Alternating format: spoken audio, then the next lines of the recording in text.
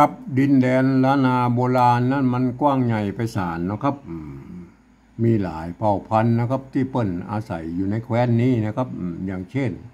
ไตยวนไตลั่วไตลือไตขืนไตยองนะครับแม่เปิ้นใช้ภาษา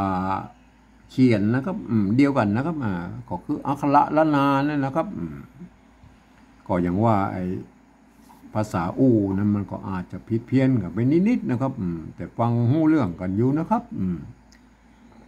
ทีนี้ภาษาล้านนาของเราเนี่ยมันก็ถูกถ่ายทอดมาตามสายของเปิ้นนะครับแต่ละเผ่าพันธุ์นะฮะมันถึง10 รุ่น20 รุ่นนะมาเดียวนี่มันก็ปลายมันโหกันไปหมดแล้วนะครับมันก็บอกฮู้จะว่าจะได้แล้วนะครับก็มันโหมันปสรุปปนเปกันไปหมดแล้วนะครับยกเว้นบางเผ่าพันธุ์เปิ้นก็สามารถดำรงอยู่ได้เป็นหมู่บ้า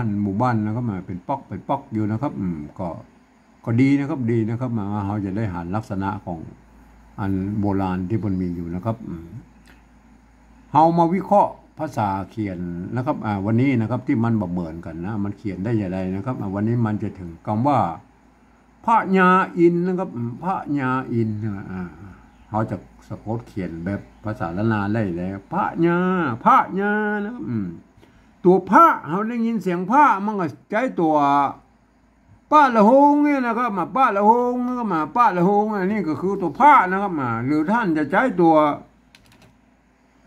วนี้มันก็ผ้านะครับแม่แต่มันบางงามหน่อยครับมันถ้าไปเทียบภาษาไทยมันบางงามพวกก็เลยบอกค่อยนิยมเขียนก็ไอ้ผ้าตัวนี้นะครับแม่มันก็เขียนได้นะก็ผ้ามันก็คือออกเสียงเท่ากันนะจะผ้าตัวนี้หรือผ้าตัวนี้มันก็อันเดียวกันนะ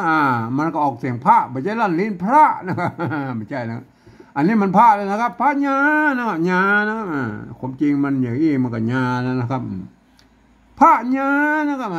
แต่ความนิยมมันบอกว่าไอ้ภาษาล้านนาเนี่ยมันต้องเขียนให้มันสั้นๆหน่อยพื้นที่มันมันมีน้อยนะครับพวกก็เลยเอาตัวญะเนี่ยไปเอาไปปิดห่างซ้อนอยู่ตัวรูปเนี่ยมันก็อย่าห้วนมันอย่าสั้นมาแถมน้อยนะครับพญาได้ละพญานะครับอินนะครับอินนะอินมันต้องใจตัวอีนะครับไม่อันนี้อีนะครับอาจจะมันงามตามบาลีหน่อยเขาใจตัวอีบาลีนะครับแม่อีบาลีเนี่ยอินนะครับแม่อินเอาสะกดด้วยตัวหน้าอินนะครับมาอีนะครับอินนะครับมา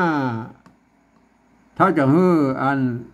มันเป็นบาลีแล้วเขาอินตะนะครับอินตะอินตะเห็นไหมอินตะเมื่ออินตะแล้วมันอันนี้มันอ่านว่าอินตะนะครับมาอ่านเขาบอกออกตัวตะเขาออกว่าพระญาอินนี่ไม่ได้เขาก็เอาละห้ามอยู่ตรงบนอันนี้เป็นภาษาชาวบ้านนะครับมาเขียนแบบหลักการของภาษาบาลีมาเขียนนะครับแหมได้เลยนะครับตัวแรกนะครับพระญาอินนะครับพระญาอินตัวที่สองนะครับตัวที่สองก็พระญาก็เหมือนกันนะครับตัวป้าละหงเนี่ยป้าละหงนี่มันเป็นตัวพระตัวนี้นะครับแหมจะใช้ตัวใดก็ได้นะแต่ตัวนี้มันงามหน่อยมันคล้ายๆแบบมันหน้าตามันอะไรแบบไทยๆหน่อยนะครับพญาตัวญะนะครับเป็นใจห่างญะมันสั้นๆหน่อยนะครับพญาน่ะพญานะครับอินนะครับตัวอีนะครับเอาใจอีบาลีนะครับอินนะครับอันนี้ก็อินแล้วก็เป็นอินแต่มันตอนนี้เราจะมันแบบภาษาไทยหน่อยออกไปทางสันสกฤตพุ่นแล้วก็อินตละนะครับอินตละนะครับอินตละนะครับเอาซ้อนกันอย่างอี้แม่อินตละใช่ไหมอินตละเขาก็เอาไม้กระลันเนี่ยก็คือไม้ละห้ามเนี่ยใส่เข้าไปนะครับแม่ห้ามเสียงออกตละนี่มันบ่ออกนะครับตละนะบ่ห้ามออกเสียงตละมันก็อินเท่ากันใช่ไหมก็ได้เขียนได้อยู่2 แบบนี่นะครับจะได้งามนะครับแม่พระญาอินนะครับอันนี้ก็พระญาอินอินตละอันนี้อินตะนะอันนั้น2อินตละใช่ไหมก็ไม่ยากนะครับอันนี้คือวิธีเขียนของภาษาล้านนานะครับที่บางคำเนี่ยมันเหมือนกันนะครับความนิยมเหมือนกันเหตุผลมันก็คืออย่างนี้นะครับที่ผมอธิบายฟังเนี่ยครับมันก็ไม่ยากเท่าใดนะครับมันจะยากต่อที่ว่าเราจะเอาไปเขียนให้คนอื่นได้ฮู้ได้หันตัวนี่มันยากป้นอ่านมาออกแล้วครับส่วนใหญ่ป้นบริเฮียนกันมานะครับ เพราะนั้นการที่เราจะเอาไปอธิบายให้คนอื่นได้ฟังเนี่ยมันจะต้องใช้ภาษาอื่นๆนะครับมาที่มาเขียนปริวัติพระท้องว่าปริวัตินั่นแหละครับมาภาษาที่มันใกล้เคียงภาษาละนาเฮาหน่อยก็คือภาษาไต้นะครับมาภาษาไทยนะเพราะว่ามันเกิดมาจากที่เดียวกันนะครับป้อกุลามกำแหงเนี่ยครับเพราะฉะนั้นผมเองเนี่ยผมใจหลักการของสภาวัฒนธรรมมหาวิทยาลัยเชียงใหม่นะครับมาเปิ้นตกลงกันไว้ว่านะครับเมื่อปลายปี28นะครับมาเปิ้นตกลงว่านะครับการที่จะเอาภาษาไทยมาเขียนสะกดเขียนเป็นภาษาละนาหรือปริวัติเปิ้นฮ้องว่าปริวัตินั่นนะครับกระทำได้อยู่3แบบนะครับหรือ3รูปแบบนะครับแบบที่1นะเพื่อจะเอาอักษรไทยมาปรับเทียบมาเป็นอักษรละนานะครับมาแล้วก็กอบกำขึ้นมานะครับมาเปิ้นจะเอามาทุกไม้ทุกอักษรนะครับทุกเครื่องหมายนะครับแม้กระทั่งไม้กงไม้กังไลไม้ยังเปิ้นเอามาหมดแบบที่1เนี่ยนะครับเฮาบอกโอ้ถึงนะมันยุ่งยากนะครับเฮาไม่ได้ใจเพื่อเอาไว้เขียนลักษิลาจารึกนั่นนะครับก็เฮาเบาแล้วเฮาแบบที่2ก็ป้อนนะครับแบบที่2นั่นก็คืออย่างนี้นะครับเอาภาษาไทยนะครับมาปรับเทียบเพื่อเป็นอักขระละนาเนี่ยนะครับอักษรไทยเนี่ยมาปรับเทียบเพื่อเป็นอักขระละนานะครับตำบลบุญนะครับแล้วก็ประกอบกรรมขึ้นมากับแบบภาษาไทยนะผสมประสานกันไปนะครับบางครั้งไม้หรือสระมันบะตรงบะตัดกันก็สามารถบูรณะกำซับเพื่อเป็นหน้าตามันออกแบบไทยๆหน่อยนะครับมันก็เวลาอ่านนั่นมันท่านจะต้องนึกเสียว่าภาษาละนั้นเป็นภาษาละนานะครับท่านจะต้องอ่านนึกว่าเป็นอักขระละนานะเป็นอย่างนั้นอย่างหน้าตามันอย่างไรไหมท่านเห็นว่าเป็นพอพานนะครับเห็นไหมท่านต้องนึกถึงว่าไอ้ตัวนี้มันคือตัวป้านะครับอย่างเงี้ยนะเพราะนั้นคนทั่วไปว่าสามารถเข้ามาอ่านได้นะครับมันจะผิดเพี้ยนนะครับคนทั่วไปต้องมาอ่านแบบที่3พุ่นนะเดี๋ยวเขาก็อุ้มกันนะครับเอาแบบที่2ก่อนนะครับตัวป้านะครับนี่ตัวป้านะครับยืมตัวพอพานมาเป็นตัวป้าเห็นไหมตัวละหงครับตัวรอเรือนะครับตัวละหงนี่ตัวรอเรือตัวอันนี้มันอ่านบพะนะครับมันงามหน่อยกับโบแล้วหน้ากำซับมันใบหน่อยนะครับเห็นไหมมันเป็นนี้เห็นไหมไม่กะใส่เข้าไปนะครับพระนะครับตัวหางหญ้าเนี่ยเห็นไหมตัว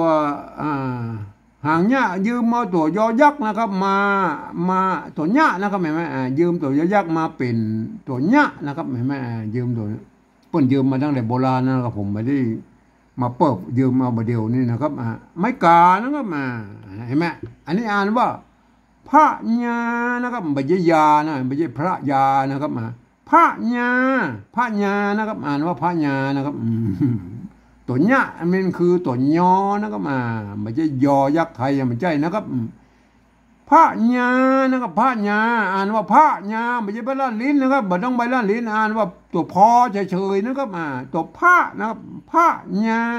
พระญาอินนะครับนี่ตัวอีนะครับไม่กี่เห็นไหมตัวหน้านะครับตัวหน้ากับนอนหนูนะตัวตานะครับตัวตากับทอทหารนะไม้ขอจ้างนะครับไม้ขอจ้างกับไม้กระลันเห็นไหมได้แล้วนะพระญาอินนะครับพระญาอินนะครับอันตัวที่2แล้วครับอันตัวที่2นั่นก็พระญาอินนะครับพระญาป้าละหงป้าละหงก็ตัวพอพานเราเรือนะครับป้าละหงบูรณะคำศัพท์บ่นน้อยก็คือมาใส่ไม่กะให้มันหน้าตามออกไปไทยๆน้อยแม่พระอ่านว่าพระนะครับไม่ใช่พระนะครับอ่านว่าพระนะครับตัวหญ้านะครับตัวหญ้าก็ยอยักษ์มาเทียบมาเป็นตัวหญ้านะครับหญ้านะครับพระญาได้แล้วนะพระญาอินนะตัวอีนะครับสะกดด้วยตัวหน้าเห็นไหมหน้าตะละนะครับตะละก็คือตัวตากับตัวทหารนะตัวละมันก็เรือนะครับใส่ไม้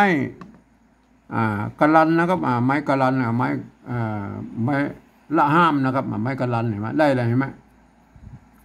อันนี้มันถึงแม้จะอินตะละมันก็อ่านแค่อินนะครับอันนี้มันอินตะนะครับอินตะมันก็อ่านว่าอินอินเท่ากันนะครับเพราะว่าเอาละห้ามใส่ลงไปแล้วใส่นั่นแล้วมันก็อ่านแค่อินเนื้อตัวแรกก็อ่านว่าพระญาอินอันตัวหลังกับพระญาอินไม่ใช่อันคนทั่วไปมาอ่านนะครับว่าอ่าน พระยาอินพระยาอินมันไม่ใช่นะครับมันจะผิดสำเนียงนะครับอันนี้เปิ้นเอาไว้คือคนที่เปิ้นเรียนภาษาละนามาอ่านนะครับมันจะผิดสำเนียงนะครับพระยาอินนะครับอ่านว่าพระยาอินนะครับต้องอ่านว่าอย่างนี้นะครับคนเปิ้นบ่คือคนทั่วไปมาอ่านนะครับคนทั่วไปจะต้องมาอ่านแบบที่3ปุ้นนะครับแบบที่3ปุ้นนะครับอันหลักการแบบการเขียนปริวัติภาษาละนาทางบนปุ้นบอกว่านะครับหลักการปริวัติแบบที่3นะครับปุ้นบอกว่าทุกฟังเสียงภาษาละนาทางบนปุ้นว่ามาอย่างไรก็เอาภาษาไทยเขียนไปอย่างนั้นนะครับพระยาอินพระยาอินพระยาอิน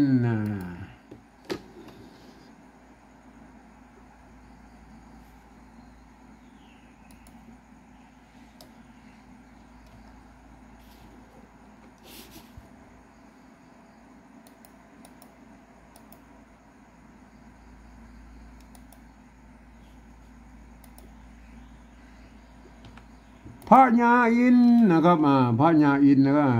พระญาได้ยินเสียงพระแล้วนะครับพระพระอันนี้พระแล้วก็พระญาพระญาอินนะครับอินตัวแรกมันอินตานะครับอินจะอินตาบาตาบ่ฮู้ว่าพระญาอินไทยเพิ่นอินตะละนะครับพระญาอินแต่อย่างว่านะครับมาเขียนอย่างอีมันมางามตัวพระเนี่ยนะครับมัน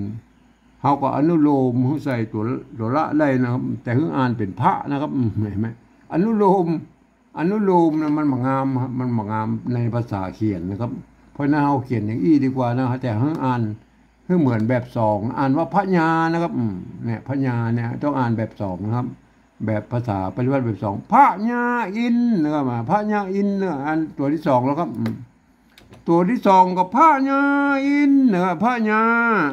อินอินตะละนะครับอินตะละก็ได้ตัวเองนะครับพระญาอินนะครับเห็นไหมได้เลยไหมพระญาอินอันนี้คือแบบที่3นะครับเขียนได้อย่างนี้นะครับพระญาอินนะครับ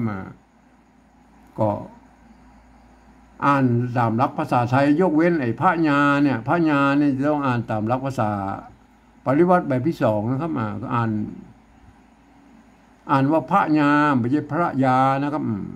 ก็ต้องยกเว้นมันก็ยังมีข้อยกเว้นอยู่นิดนึงนะครับแบบที่3เนี่ยนะครับอันแบบที่1นะครับแบบที่1ภาษาละนาเห็นไหมอันแบบที่2นี่มันมีปัญหาแล้วนะครับพระญาอินนะครับอันแบบที่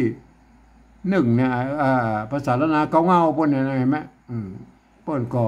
เขียนได้อยู่2แบบเต้าอี้นะเห็นไหมท่านก็เอาไปพิจารณากันนะพระจะเขียนแบบใดมันก็บ่ผิดบ่ถูกนะครับฟังเสียงเราก็มันของอ่านได้กับใช้ได้แล้วนะครับในภาษาละนาเนี่ยนะครับครับวันนี้ผมก็ขอบรรยายเพียงแค่นี้นะครับ